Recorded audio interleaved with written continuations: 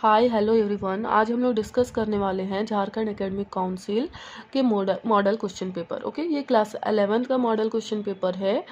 ठीक है, सब्जेक्ट है फिजिक्स। ये फिजिक्स का है टर्म 2 के लिए, जो झारखंड एकेडमिक काउंसिल के ज़रिए आया है क्वेश्चन पेपर, वो हम लोग डिस्कस करने वाले हैं। इससे पहले हम लोग सेट 1 कर चुके हैं, तो आज इस वीडियो में हम लोग डिस्कस करेंगे सेट 2 के क्वेश्चंस। ओके, और सेट 2 का सेक्शन ए डिस्कस करेंगे।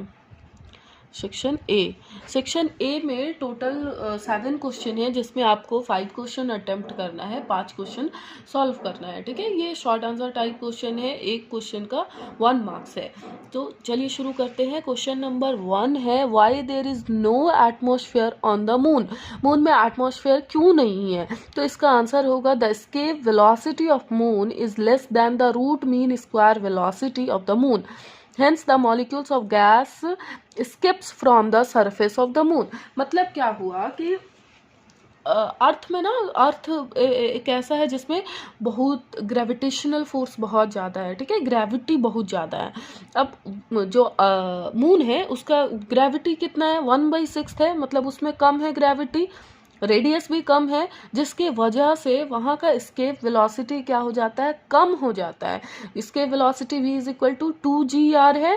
ठीक है, वहाँ पर g भी एक्सेलरेशन ड्यू टू ग्रेविटी भी कम है as compared to the earth, और r भी, रेडियस ऑफ द मून भी कम है, तो वहाँ पे स्केप वेलोसिटी ज़्यादा हो जाता है, जिसके वजह से जो एटमॉस्फेयर के एयर मॉलिक्यूल्स है वो क्या कर जाते हैं? होल्ड नहीं रख पाता है। वहाँ का ग्रेविटेशनल फोर्स उसको क्या करता है? होल्ड नहीं रख पाता।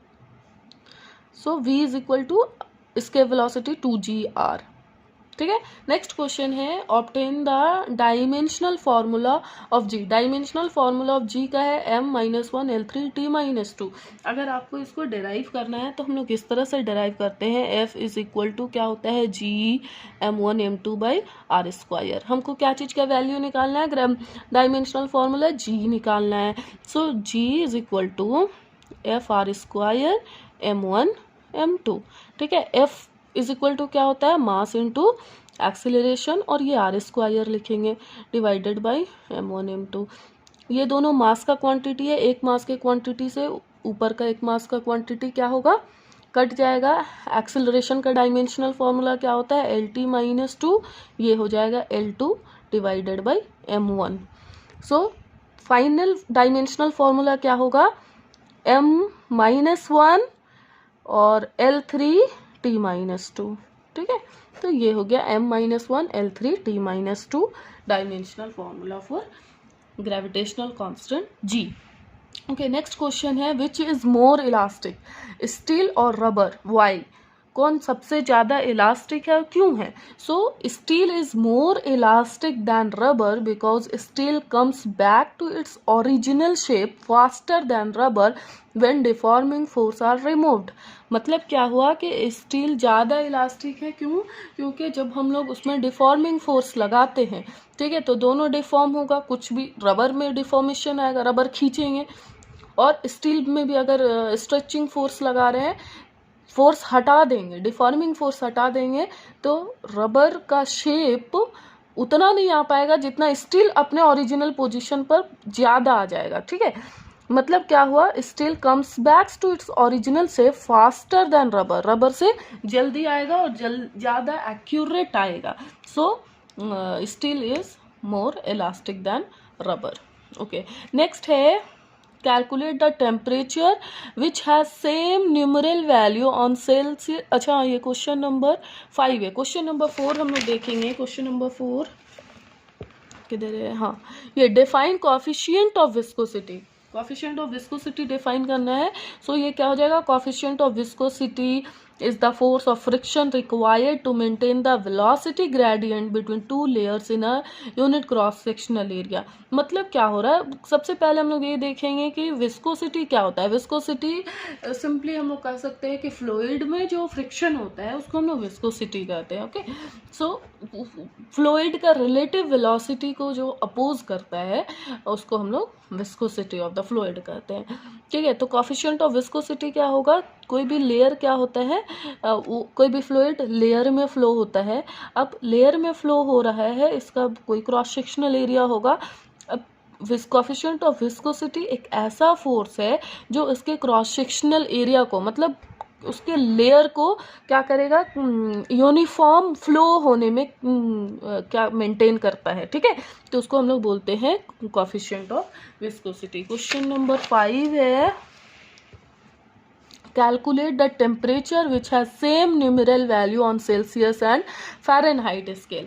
मतलब क्या बोल रहा है, कौन सा ऐसा टेम्परेचर है जहाँ पर सेल्सियस और फ़ारेनहाइट दोनों का न्यूमेरल वैल्यू सेम हो जाता है, ठीक है।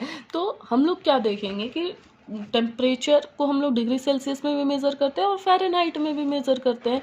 सो हम लोग यहाँ पे देखेंगे, सॉल्व करते हैं, क्या लेंगे, x degree Celsius is equal to X F. मतलब ऐसा टेम्परेचर हम लोग, let the temperature be x, मतलब क्या बोल रहा है, दोनों सेम होना चाहिए। अब डिग्री सेल्सियस या फ़ारेनहाइट, डिग्री सेल्सियस को हम लोग फ़ारेनहाइट में चेंज करते हैं, डिग्री सेल्सियस को फ़ारेनहाइट में चेंज करते हैं तो क्या होता है, डिग्री सेल्सियस इंटू 9/5 प्लस 32। तो ये क्या चीज़ में चेंज हो जाएगा, फ़ारेनहाइट में चेंज हो जाएगा। बस डिग्री सेल्सियस को हम लोग फ़ारेनहाइट में चेंज करेंगे, x लिख लिए, डिग्री सेल्सियस का क्या हो जाएगा, इंटू 9/5 प्लस 32। ये क्या हो गया, फ़ारेनहाइट में चेंज हो गया, is equal to x Fahrenheit. Fahrenheit कटा, सो क्या हुआ, 9x/5 plus 32 is equal to x। Assemble करेंगे, 9x/5 minus x is equal to 32। अब इसको क्या करेंगे, बस अरेंज करेंगे, 9x minus 5x divided by 5 is equal to 32 और 4x/5 इज इक्वल टू 32, 4 8 जा 32 और x इज इक्वल टू, अच्छा हाँ यहाँ पे माइनस हो जाएगा, ये इधर जाएगा तो माइनस हो जाएगा, so minus, so x is equal to -8 multiplied by 5 is equal to -40। मतलब 40 डिग्री सेल्सियस ऐसा है जिस पर फ़ारेनहाइट और डिग्री सेल्सियस दोनों का वैल्यू सेम हो जाता है। 40 degree Fahrenheit is equal to -40 degree Celsius. Okay, so question number अब है 6। क्वेश्चन नंबर 6 है, what is the phase difference between velocity and displacement of particle executing simple harmonic motion. Simple harmonic motion में phase difference कितना आता है, displacement और velocity के बीच में कितना फेज डिफरेंस है। सो π/2 रेडियन है। कैसे, क्या होता है, displacement is equal to a sin ω/t plus phi, ठीक है, ये डिस्प्लेसमेंट हो गया। इसकी का वेलोसिटी निकालेंगे तो dx/dt करेंगे, क्यों, v is equal to dx/dt होता है। सो इसका क्या हो जाएगा, a ओमेगा साइन का हो जाएगा cos ω/t प्लस फाई, ठीक है। अब इसको साइन के टर्म में अगर हम लोग चेंज करें तो क्या लिख सकते हैं, a omega sine ω/t plus π/2, ठीक है, ω/t प्लस π/2 क्या हो जाएगा, तो ये चेंज हो करके क्या आ जाएगा, ये तो आ जाएगा a cos ω/t plus phi आ जाएगा, ठीक है। क्यों, क्योंकि साइन ω/t प्लस π/2 चेंज क्या चीज में हो जाएगा, cos ω/t में हो जाएगा। सो ये चेंज हो करके मतलब फेज डिफरेंस क्या हो गया, π/2 हो गया। क्वेश्चन नंबर 7 है, right the difference between longitudinal wave and transverse wave. Longitudinal wave और ट्रांसवर्स वेव में एक डिफरेंस लिखना है। तो लॉन्गिट्यूडिनल वेव क्या होता है, particles of medium moves in the same direction on which direction of wave is moving. मतलब मीडियम के पार्टिकल्स और वेव का डायरेक्शन दोनों सेम डायरेक्शन में होते हैं।